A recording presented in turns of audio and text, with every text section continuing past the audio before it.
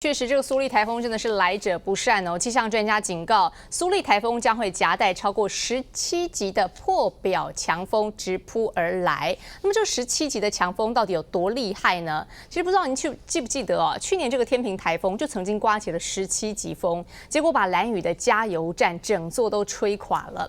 那么今天我们记者也到台北市的灾害教育馆来实地测试一下这强风的威力，结果才13级风，来上防灾课的小朋友就被吹得东倒西歪，站不住。检查好玫瑰经济，扣好，你没有画。套上雨衣，穿上雨鞋，小学生放暑假，跟着安亲班老师脚步，赶在台风登陆前提早来上防灾课。在台北市防灾教育馆有一座风雨体验室，它可以带你感受台风来临时的狂风暴雨。究竟13级风有多么恐怖呢？我们实际带着小朋友来体验看看。好，开始台风来了哦，苏力台风来了哦。超大风扇开始运转，吹起阵阵狂风，人工暴雨像 SPA 一样哗啦哗啦下个不停。小朋友吃力的站稳脚步，紧闭双眼，脸部表情都被吹到扭曲变形。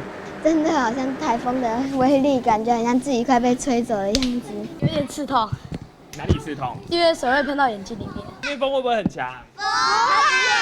小朋友虽然说不可怕，但其实出现8级风就能将小树折断，10级风大树就会被连根拔起，12级风可以毁损建筑物。这回苏力台风甚至可能夹带超过17级的破表强风。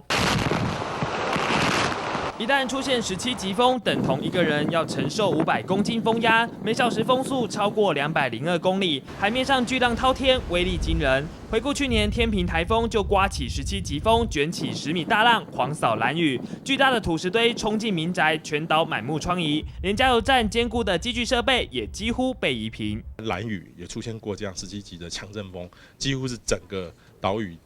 连石头都会被吹起来。那另外呢，像那个在花莲，其实电线杆全部倒掉，所有的这个农作物全部损毁。所以这次来说的话，在大台北地区一定要特别注意。可怕的前车之鉴就在眼前，不让苏力风灾再度造成伤害，民众防灾工作可得快快准备。民生新闻张颂煌、台报道。